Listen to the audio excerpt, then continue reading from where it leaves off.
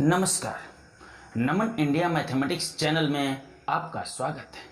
अगर आपने अभी तक इस चैनल को सब्सक्राइब नहीं किया है तो पहले इसे सब्सक्राइब करें, फिर साथ में बेल आइकन वाले बटन पर भी क्लिक करें ताकि आगे आने वाला हर वीडियो आप तक सबसे पहले पहुंचे।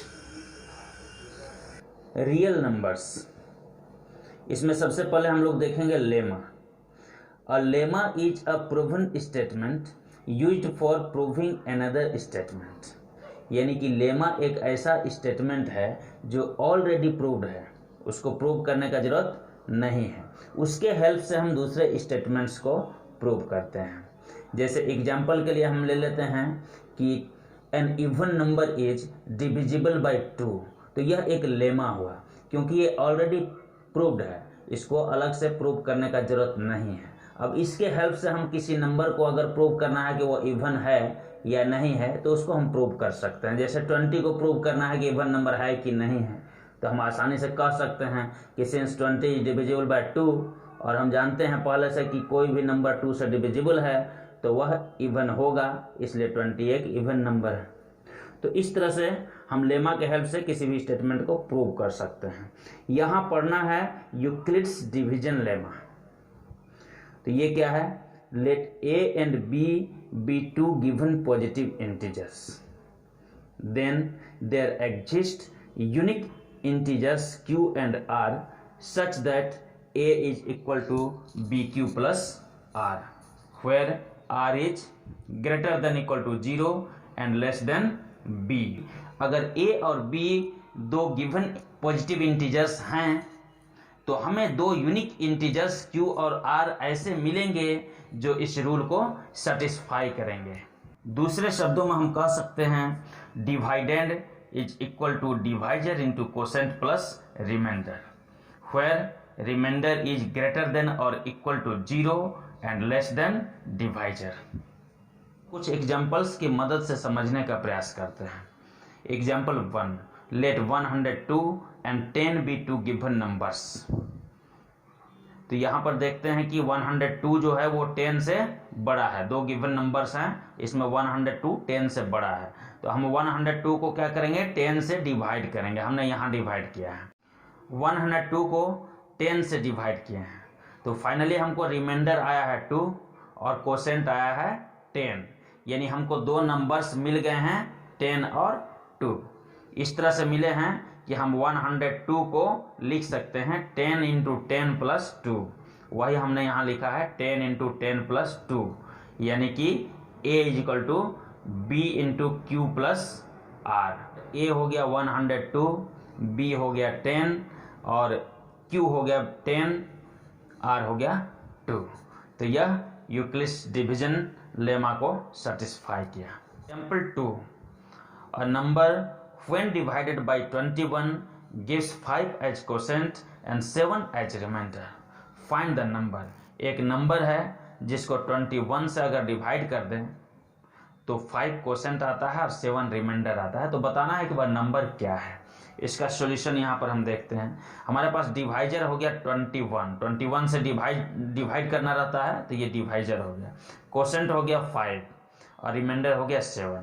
यूक्लिड्स डिवीजन लेमा में हमने अभी जस्ट देखा है कि dividend is equal to divisor into quotient plus remainder, तो यहाँ डिवाइजर, कोसेंट और रिमाइंडर का वैल्यू हमने पुट किया तो फाइनली सोल्व होकर आया 112, यानी कि डिवाइडेंड हो गया 112 और डिवाइडेंड क्या है? तो हमारा रिक्वायर्ड नंबर है, hence the required number is equal to 112।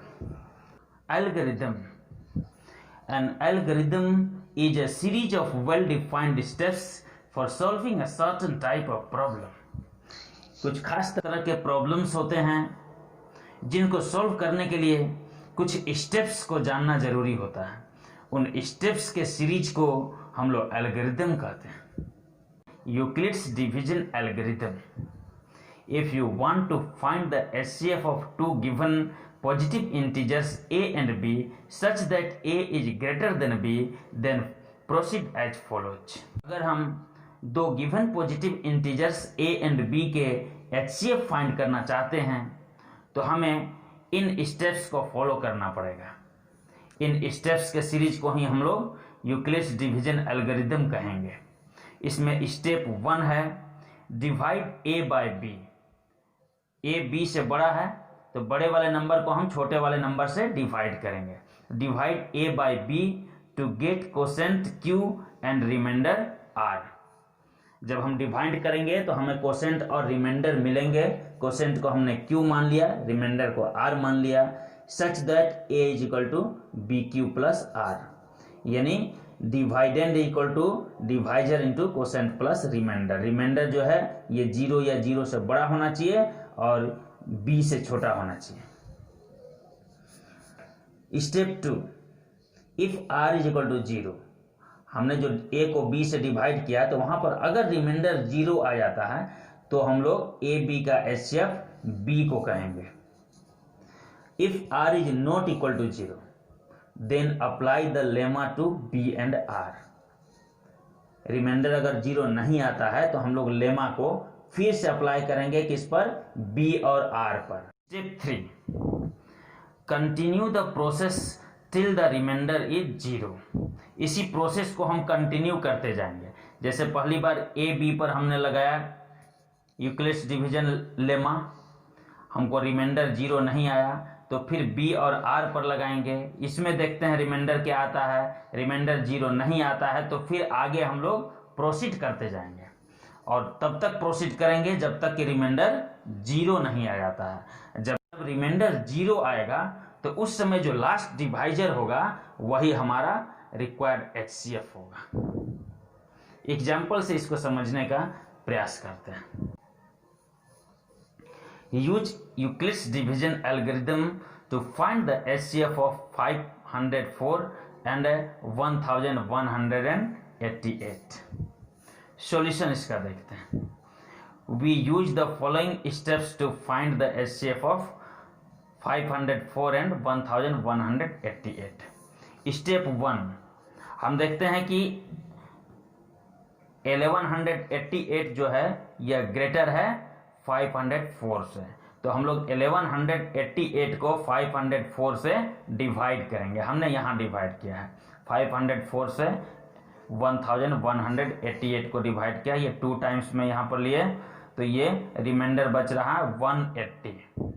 ये 0 नहीं हुआ, रिमाइंडर 180 आ गया तो फिर अब हम 180 और 504 पर यही लेमा लगाएंगे और 504 को 180 से डिवाइड करके आगे बढ़ेंगे। हमने यहाँ लिखा है बाय यूक्लिड्स डिवीजन लेमा 1188 यानी ये इज इक्वल टू 504 इंटू 2, ये 504 ये है 2 प्लस रिमाइंडर 180 हमने यहाँ लिखा है।